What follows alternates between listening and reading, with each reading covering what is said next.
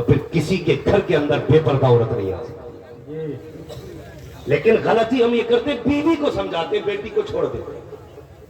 نہیں وہ بچی ہے کوئی بات نہیں وہ بڑی ہوگی سمجھ جائے گی. ضرورت بیوی کو سمجھانے کی ہے.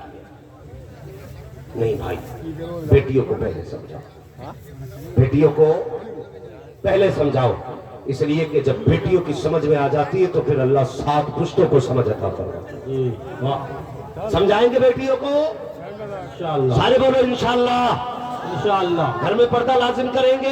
انشاءاللہ دلوں میں جگہ پیدا کریں گے. انشاءاللہ ہم تو سگے بھائی کے ساتھ اچھا رویہ اختیار نہیں کرتے. میرے حضور نے تو غلاموں سے ایسا رویہ اختیار کیا ہے قسم خدا کی ان رشتوں کی مثال ہی کوئی نہیں. بات یاد آ گئی بتا دوں. توجہ ہے چلے تھوڑا سا آگے ذرا کہہ دیں یا رسول اللہ. یا رسول اللہ آپ نے اتنی زور سے یا رسول اللہ کہا جتنی زور سے لنگر میں شور مچا دیتے. حضور کو پکارنا ہوا کرے نا تو تھوڑا دل سے پکارا کرے. واللہ سن لیں گے فریاد اتنا بھی تو ہو کوئی جو آ کرے دل سے. حضور کا جب بھی نام لے دل سے لے ذرا بولے یا رسول اللہ.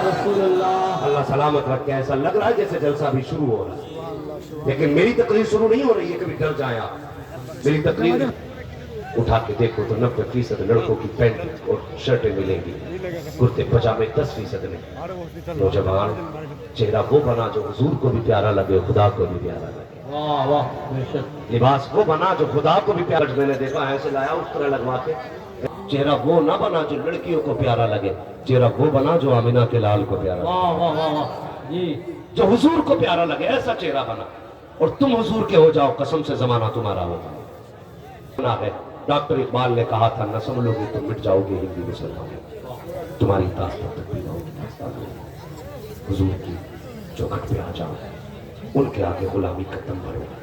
پھر دیکھو حضور کتنا نوازتے حضور کتنا پیارا ہے. حضور کی چوکھٹ ہے یہ غلام ہے جانتے ہیں. چلوں آگے. پھر آپ ایسے کیوں بیٹھ جاتے ہو جیسے کہ جلسہ ختم ہو چکا. تیار ہے نا سارے دن. زور سے کہتے ہیں ذرا سبحان اللہ. اور زور سے سبحان اللہ. میرے حضور نے غلاموں سے کہتے ہیں. حضرت بلال نے کتنی مشقتیں اٹھائیں یہ سب جانتے ہیں. ٹھیک ہے خریدا حضور کی مرضی سے گیا حضرت بلال. اس کے بعد جب حضور کے قدموں میں حضرت بلال آ گئے پھر مصطفیٰ نے کتنی عزتیں بخشی. فتح مکہ اذان کی باری آئی. میرے حضور نے کیا فرمایا بلال آج کعبے کی چھت پہ تو چڑھ. کہتے یا رسول اللہ میں چڑھوں. میں وہ ہوں جس کے باپ دادا غلامی کرتے چلے آ رہے. میں چڑھوں چھت پہ. میں ان گلیوں میں حضور مارے کھاتا رہا. آقا میں چڑھوں چھت پہ. یہ لوگ کیا کہیں گے ایک غلام کو چھت پہ چڑھا دیا. حضور نے فرمایا بلال یہی تو دکھانا چاہتا ہوں. جب تک بکے نہ تھے تو کوئی پوچھتا نہ تھا. تم نے خرید کر ہمیں انمول کر دیا. حضور نے کہا چڑھ چھت پہ. بلال چڑھے. سب حیرت سے دیکھ رہے تھے. غلام ہو کے ابو بکر سے اوپر کھڑا گئے. آقا فرما رہے تھے ایک ہی صف میں کھڑے ہو گئے. محمود و حیاس نہ کوئی بندہ لگا نہ کوئی بندہ. حضور کی وہ چوکھٹ ہے جہاں بلا فرق کے نوازا جاتا ہے. بلا فرق کے نوازا جاتا ہے. آج حضور کے ہونے کی ضرورت ہے. اللہ اکبر. حضور کے غلام بیٹھے آنکھ میں آنسو ہے. میرے نبی کا چہرہ دیکھ رہے. حضور نے چہرہ دیکھا. فرمایا کیا بات ہے.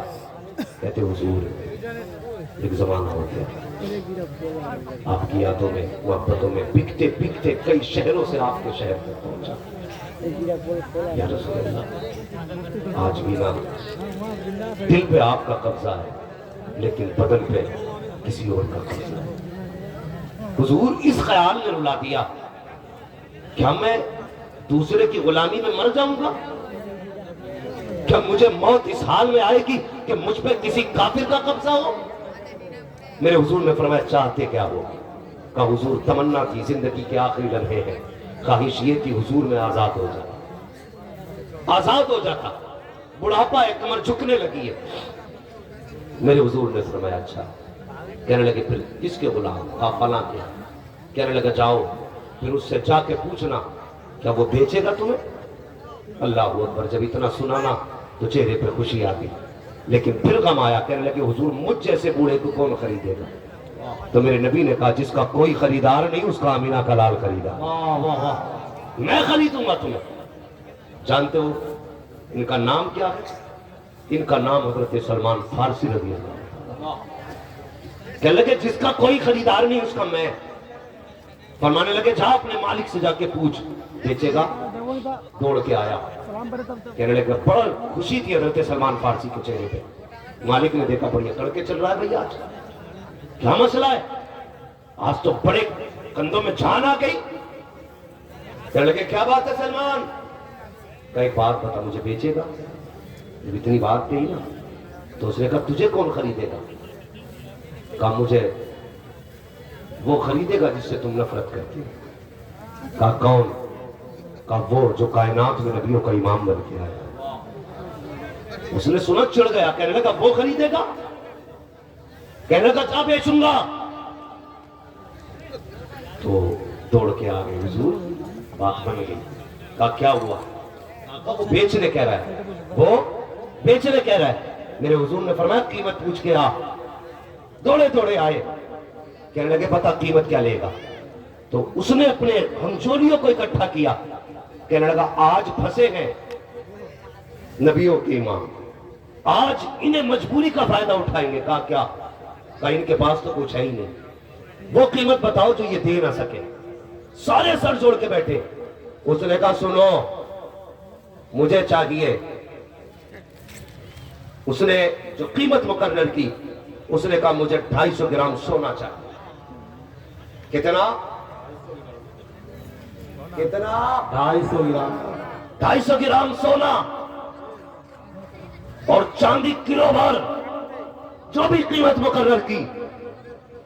کہنے لگے تیسری قیمت اور بھی کچھ چاہیے؟ کہا ہاں. کہا 100 درخت کھجوروں کے چاہیے. گردن جھک گئی. کہنے لگے 100 درخت. اس نے کہا ایسے نہیں, ایسے چاہیے جن پہ پھل بھی لگا ہو وہ بھی پکا ہو. آگے گردن جھکا, حضور کی بارگاہ میں بیٹھ گئے. کچھ نہیں بول رہے اس لیے کہ قیمت بڑی تھی. حضور نے خود دیکھا, اللہ کی قسم میرے نبی کون ہے؟ میرے نبی وہ ہے اور کوئی غیب کیا تم سے نہا ہو بھلا. جب نہ خدا کی چھپا تم پہ کروڑوں درود. یار غلاموں کی قیمت لگانا کوئی حضور سے سیکھے, عزتیں دینا میرے نبی سے سیکھے. کیسے عزتیں مصطفیٰ نے دی؟ فرمایا سلمان جی یا رسول اللہ قیمت نہیں پوچھی؟ کہا حضور پوچھی تو ہے. کہا پھر چپ کیوں ہو؟ کہنے لگے حضور قیمت بہت ہے, لگتا ہے اسی حال میں مر جاؤں گا. میرے نبی نے فرمایا بتا نا کیا قیمت ہے؟ رو کے کہنے لگے حضور اس نے 250 گرام سونا اور 2.5 کلو چاندی, 100 درخت کھجوروں کے, وہ بھی ایسے جن پہ پھل لگا ہو. اتنا سنا میرے حضور نے نا, یہ نہیں کہا بہت ہے. مسکرا کے کہنے لگے بس بس اتنی. اتنا سننا تھا چہرے پہ رنگ آنے لگے. آقا یہ ہو جائے گی؟ فرمانے لگے سلمان پتہ نہیں آج پالا نبیوں کے امام سے پڑھ گیا ہے, مجبور سے نہیں پڑھا ہے, آج پالا مختار سے پڑھا ہے. کہنے لگے جا اس سے پوچھ کے آپ وقت کتنا ہے؟ سلمان فارسی گئے, یار بتا نا کتنے دن کی مہلت ہے؟ اس نے کہا 7 دن کی مہلت ہے, صرف 7 دن کے اندر یہ قیمت دی گئی تو میں تمہیں آزاد کر دوں گا. اللہ اکبر. آئے دوڑتے ہوئے, آنکھ میں آنسو ہے. یا رسول اللہ قیمت تو آپ کے حساب سے کم ہے لیکن وقت بہت زیادہ کم رکھا گیا ہے. کتنا وقت ہے؟ کہا 7 دن کا وقت ہے. کندھے پہ ہاتھ مصطفیٰ نے رکھا. فرمایا اداس کیوں ہوتے ہو؟ 7 دن بہت ہے, جاؤ آرام سے کھاؤ پیو. 1 دن گزر گیا, سلمان فارسی بیٹھے رہے. دوسرا دن آ گیا, سلمان فارسی بیٹھے رہے. تیسرا دن آ گیا, سلمان بیٹھے رہے. جیسی چوتھا دن آیا ہے کہتے یا رسول اللہ آج چوتھا دن آ گیا ہے, 3 چیزیں ہیں, 3-4 رہ گئے ہیں. آقا میں بخشت میں نکالا کیسے جاؤں گا؟ سرکار کوئی انتظام نہیں ہوا ہے. آقا فرماتے پریشان کیوں ہوتے ہو؟ سلمان ابھی 4 دن باقی ہے. جیسی اگلا دن آیا ہے سلمان فارسی کے دل میں دھک دھک ہونے لگی. تیسرا چوتھا دن آ گیا, جیسی چوتھا دن آیا ہے حضور کے قدموں میں بیٹھے ہیں. غلام ایک کچھ کہہ نہیں سکتے ہیں. اتنے میں ایک شخص آیا, کہتے یا رسول اللہ میں آپ کی بارگاہ میں انڈا لے کر کے آیا ہوں, سرکار قبول فرما لیجئے. میرے نبی نے ہاتھ میں لیا, فرمایا سلمان فارسی کہاں ہے؟ اٹھ کے کھڑے ہو گئے. جی یا رسول اللہ. کہا پہلی شرط کیا تھی؟ کہا 250 گرام سونا کہاں ہے؟ فرمایا دامن کھول. آقا نے انڈا دامن میں رکھ دیا. فرمایا جا اپنے مالک کے پاس لے کے چلا جا, اس سے کہنا اگر وہ پوچھے کیا لایا ہے, کہنا تیری پہلی قیمت لے کے آیا ہوں. اللہ کو اکبر. آج سلمان فارسی جا رہے ہیں تو شانے بھی چوڑے ہو گئے ہیں, چال میں جوانی آ گئی ہے, رنگ بدل گئے ہیں, ڈھنگ بدل گئے ہیں, ماتھے پہ پسینہ سامنے والے کے ہے, کہتا لگتا ہے کچھ کامیابی مل گئی ہے. حضرت سلمان آئے, ہاتھ میں کپڑا, کپڑے میں انڈا ہے. آگے کہا لے. کہا یہ کیا ہے؟ کہا تیری پہلی قیمت ہے. جیسی کھول کے دیکھا انڈا نہیں بلکہ سونے کا ٹکڑا بن چکا تھا. پوچھا کتنا ہے؟ کہا تول کے دیکھ لے. جیسی تولنے کی باری آئی, جب تولا گیا, قسم خدا کی مصطفیٰ کے ہاتھ کا وزن تھا, نہ ایک تولا ادھر تھا نہ ایک تولا ادھر تھا. سبحان اللہ سبحان اللہ. بہت ہو گیا کہ جی دوسری قیمت کا چاندی. وہ کہنے لگا اپنے یاروں سے بیٹھ کے, یار غلطی کر لی, 10-5 گھڑی تو مانگی لیا جا, ہم تو ہلکے میں ہی لے گئی ہیں. اور دوستوں نے تھپتھپا دیا, کوئی بات نہیں بھائی, ابھی تو چاندی رہ گئی ہے, ہم بھی دیکھیں کیسے لے آئیں گے. سونا ہو گیا, چاندی کہاں سے آئے گی؟ اس سوچ میں مستی میں مست تھے. اگلے دن پھر بیٹھ گئے, حضور دن 2 رہ گئے, قیمت بھی 2. آقا سونا ہو گیا, چاندی. حضور نے مسکرا کے دیکھا, فرمایا جا دامن میں مٹی بھر کے لے آ. اٹھے, مٹی بھری, حضور نے ہاتھ لگا دیا, فرمایا جا چلا جا, کہہ دینا دوسری قیمت لے کے آیا. حضور کے صحابی تھے یار, عقیدہ آنکھوں کے سامنے مٹی سرکار نے ڈالی ہے, مٹی سرکار نے ڈالی آنکھوں کے سامنے. لیکن صحابی کا عقیدہ دیکھیے, گئے تولی جا کے 2.5 کلو چاندی نکلی. اب تیسرے سودے کی باری آئی, کہنے لگے یا رسول اللہ 2 قیمتیں ہو گئی, تیسری رہ گئی. آقا کا کیا تھی؟ کا 100 درخت کھجور کے. حضور وہ کہاں سے آئے گی؟ میرے نبی نے فرمایا این علی ابن ابی طالب, علی کہاں ہے؟ جی یا رسول اللہ. فرمایا علی جاؤ 100 کھجور کی گٹھلیاں تلاش کر کے لے کے آؤ. کتنی؟ 100 گٹھلیاں تلاش کر کے لے آؤ. یا رسول اللہ کرنا کیا ہے؟ حضور نے فرمایا سلمان فارسی کا باغ لگانا ہے. عقیدہ دیکھیے, عقیدہ. کہتے ہیں سلمان کا باغ لگانا ہے.